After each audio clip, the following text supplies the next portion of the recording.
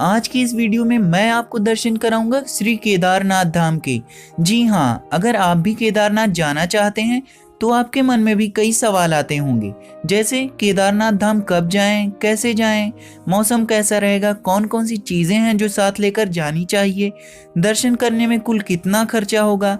आज की इस वीडियो में इन सभी सवालों के जवाब आपको मिल जाएंगे, तो वीडियो को पूरा शुरू से अंत तक ज़रूर देखें। और अगर चैनल पर पहली बार आए हैं तो चैनल को सब्सक्राइब करना, वीडियो को लाइक और शेयर करना बिल्कुल मत भूलिएगा। चलिए अब आप मेरे साथ दर्शन कीजिए श्री केदारनाथ धाम के।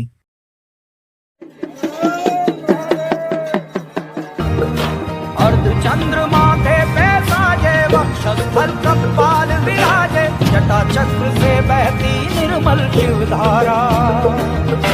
हर हर शिव शंभू जय जय केदार, हर हर शिव शंभू जय जय केदार। केदारनाथ धाम हिंदुओं का बहुत ही पवित्र तीर्थ स्थल है और यूं तो पूरे भारत से श्रद्धालु केदारनाथ धाम के दर्शन के लिए आते हैं। लेकिन आज की इस वीडियो में मैं आपको केदारनाथ जाने का सबसे सस्ता और आसान तरीका बताने वाला हूं, तो वीडियो को पूरा जरूर देखिएगा। दोस्तों, केदारनाथ आने के लिए आप देश के किसी भी शहर में रहते हो, आपको सबसे पहले हरिद्वार आना होगा। हरिद्वार आप बस या ट्रेन के जरिए बड़ी आसानी से पहुंच जाएंगे। हरिद्वार पहुंचने के बाद हरिद्वार के बस स्टैंड पर आपको केदारनाथ जाने के लिए बसेस और टैक्सी लगी रहती है। अगर आप हरिद्वार से बस से जाने का सोच रहे हैं तो आपको बता दूं कि किराया कितना लगेगा। बस का किराया हरिद्वार से सोनप्रयाग के लिए 350 रुपए लगेगा और सोनप्रयाग ही केदारनाथ जाने के लिए आखिरी शहर है। यही वो आखिरी जगह है जहां तक बसेस और टैक्सीज आती हैं। उसके बाद वहां से 5 किलोमीटर आगे गौरी कुंड है और सोनप्रयाग से गौरी कुंड पहुंचने के लिए आपको लोकल टैक्सी का ही सहारा लेना पड़ेगा, क्योंकि कोई भी बस या टैक्सी या आपकी प्राइवेट गाड़ी सोनप्रयाग के आगे नहीं जाने दी जाएगी और सोनप्रयाग में ही आप अपनी गाड़ी पार्किंग में लगाएंगे। अगर आप हरिद्वार से सुबह 8-9 बजे बस से चलते हैं तो आप शाम 5 बजे तक सोनप्रयाग पहुंच जाएंगे। उसके बाद आप चाहें तो सोनप्रयाग में स्टे कर सकते हैं या फिर आप वहां से टैक्सी के जरिए गौरी कुंड चले जाएं और वहां पर रात्रि विश्राम करें। लेकिन मैं आपको सजेस्ट करूंगा कि आप रात्रि विश्राम सोनप्रयाग में ही करें। सोनप्रयाग में रुकने के लिए आपको चाहिए होगा होटल या रूम। अगर आप मई या जून के महीने में जाते हैं तो यहाँ पर होटल बहुत महंगे मिलते हैं, करीब 3000 से 4000 रुपए में आपको रूम मिलेंगे पर नाइट के लिए। इसलिए सोनप्रयाग में रुकने का सबसे सस्ता तरीका यही है कि होटल की बजाय आप डॉर्मेट्री में रुकें। यहाँ पर डॉर्मेट्री में आपको बड़े बड़े हॉल देखने को मिलेंगे। डॉर्मेट्री में आपको बेड तो नहीं मिलेगा, लेकिन एक गद्दा, रजाई और तकिया मिल जाएगी जिसमें आप बड़ी आसानी से रात बिता सकते हैं। सोनप्रयाग में आप सुबह बायोमेट्रिक रजिस्ट्रेशन करवा लीजिए। रजिस्ट्रेशन काउंटर सुबह 5 बजे ही खुल जाता है, इसीलिए जितनी जल्दी हो सके आप बायोमेट्रिक रजिस्ट्रेशन करवा लीजिए और आपका ये रजिस्ट्रेशन 7 दिनों तक वैलिड रहता है। रजिस्ट्रेशन होने के तुरंत बाद आप जितनी जल्दी हो सके 5:30 या 6 बजे तक आप सोनप्रयाग से टैक्सी लेकर गौरीकुंड आ जाएं और टैक्सी का किराया आपको 30 रुपए लगेगा। गौरीकुंड पहुंचने के बाद आपकी यात्रा शुरू होती है। गौरीकुंड पहुंचने के बाद आपके पास 3 ऑप्शंस होते हैं, या तो आप घोड़े से जाइए या बास्केट से जाइए या फिर पैदल जाइए। अगर आप घोड़े से जाना चाहते हैं तो उसकी बुकिंग आप गौरीकुंड से कर सकते हैं, जिसका किराया लगभग 2500 रुपए लगने वाला है। और अगर बास्केट की बात करें तो ये डिपेंड करता है कि आप कितने में वहां पर बास्केट वाले को सेटिस्फाई कर पाते हैं। बास्केट बुक करते समय आप बार्गेनिंग जरूर करें। लेकिन इस वीडियो में मैं आपको सबसे सस्ता तरीका बताने वाला हूँ, तो सबसे सस्ता तरीका यही है कि आप गौरीकुंड से केदारनाथ पैदल चलकर जाएं। गौरीकुंड से केदारनाथ पहुंचने के लिए आपको 16 किलोमीटर की पैदल ट्रेकिंग करनी पड़ेगी। पैदल ट्रेक करते हुए आपको रास्ते में बहुत ज्यादा नेचुरल ब्यूटी देखने को मिलेगी। रास्ते में आपको बर्फ से ढके ऊंचे ऊंचे पहाड़, नदी, झरने और बहुत ही खूबसूरत घाटियां देखने को मिलेंगी। अगर आप मई या जून के महीने में जाते हैं तो आपको बहुत से ग्लेशियर देखने को मिलेंगे।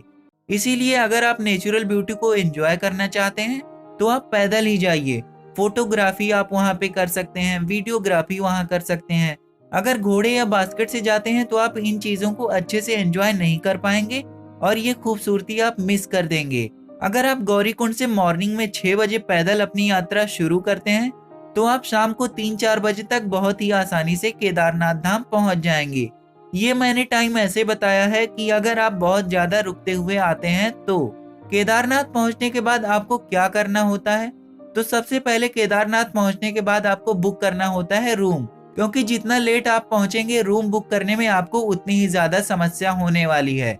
वहां पर आपके पास रूम बुक करने के कई ऑप्शंस हैं।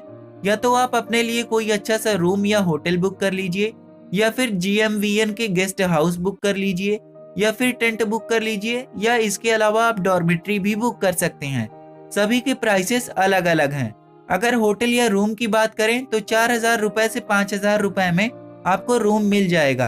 अगर डॉर्मेट्री की बात की जाए तो GMVN यानी गढ़वाल मंडल विकास निगम की डॉर्मेट्री वहां पर आपको मिल जाएगी, जिसका चार्ज 600 रुपए पर हेड है। और अगर आप टेंट की बात करें तो टेंट का चार्ज वहां पर 300 रुपए पर हेड है। और जो भी आपको कन्वीनियंट लगे, जो भी सस्ता लगे और जो भी आसान लगे, आप उसे केदारनाथ पहुंचते ही सबसे पहले बुक कर लीजिए और उसके बाद आप दर्शन करने के लिए जाइए।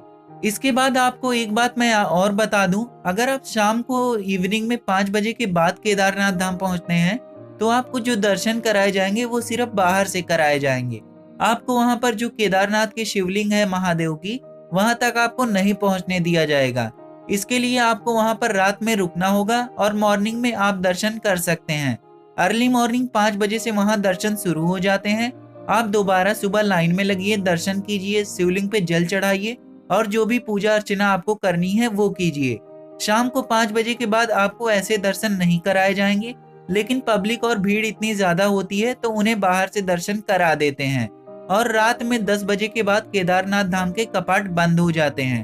तो इस तरह से आपको 2 बार दर्शन करने का मौका मिल जाता है अगर आप शाम को 5 बजे के बाद पहुंचते हैं। तो केदारनाथ धाम में स्टे करने के लिए या रुकने के लिए मैंने आपको सारी चीजें पहले ही बता दी हैं।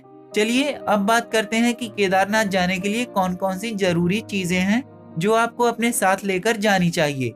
देखिए, ले जाने के लिए मैं आपको बता दूं कि आप केदारनाथ किसी भी महीने में जा रहे हो, आपको अपने साथ गर्म कपड़े ले जाने पड़ेंगे। इसके अलावा अगर आपके पास एक रेन कोट है तो उसे लेकर जरूर जाइए, नहीं है तो परचेज कर लीजिए, वो बहुत ही जरूरी है। अगर हो सके तो आप अपने साथ एक अम्ब्रेला या छाता भी लेकर जाएं, क्योंकि रास्ते में जब हम 16 किलोमीटर की ट्रेकिंग कर रहे होते हैं तो वेदर बहुत खराब रहता है और बीच बीच में रुक रुक के बारिश भी होती रहती है। तो गर्म कपड़े, ग्लव्स, टोपी, रेनकोट सब कुछ आप अपने साथ लेकर जाइए। और ट्रेकिंग करते समय आप स्लीपर या सैंडल पहनकर ना करें, बल्कि शूज या जूते पहनकर ही करें। साथ ही साथ आप अपने साथ कुछ जरूरी दवाइयां और पेन किलर भी लेकर जाएं। जिन लोगों को ब्लड प्रेशर की दिक्कत है या सांस लेने में प्रॉब्लम है, वो लोग पैदल यात्रा बिल्कुल ना करें, बल्कि घोड़े या बास्केट की मदद से केदारनाथ धाम जाएं। चलिए अब बात करते हैं कि केदारनाथ धाम आपको कब जाना चाहिए, और ये सवाल शायद सबसे ज्यादा पूछा जाने वाला सवाल है। देखिए, अगर आप मई या जून में केदारनाथ धाम जाते हैं तो सारी ही चीजें आपको वहां पर बेहद महंगी मिलेंगी। और अगर आप जुलाई या अगस्त के महीने में वहां जाते हैं तो उस समय आपको मौसम के साथ बहुत परेशानी होने वाली है, क्योंकि जुलाई अगस्त में बहुत ज्यादा बारिश केदारनाथ में होती है। तो इसलिए केदारनाथ जाने के लिए बेस्ट टाइम सितंबर और अक्टूबर का है। तो आप सितंबर या अक्टूबर में केदारनाथ जाइए। सर्दी थोड़ी सी रहेगी, लेकिन आपको भीड़ कम मिलेगी और सभी चीजें काफी सस्ती हो जाती हैं। अगर खाने की बात करें तो अगर आप केदारनाथ धाम पहुंच जाते हैं तो वहां पर खाना बहुत ज्यादा महंगा है। 200 रुपए पर हेड वहां पर लंच या डिनर दिया जाता है, जो बहुत ही अच्छा नहीं होता है और आपको शायद उनका खाना पसंद भी नहीं आए। तो ऐसे में अगर हो सके तो आप कुछ चीजें अपने खाने के लिए घर से लेकर जाएं, जो वहां पर आपके काम आ जाएगी। पानी की बात करें तो वहां पर पानी की किसी भी प्रकार की समस्या नहीं होने वाली है। जगह जगह पर आपको पीने के लिए एकदम साफ और स्वच्छ पानी मिल जाएगा। तो दोस्तों, ये थी कंप्लीट जानकारी केदारनाथ यात्रा के बारे में। अगर आपको वीडियो पसंद आई है तो वीडियो को लाइक करें और चैनल को भी जरूर सब्सक्राइब करें।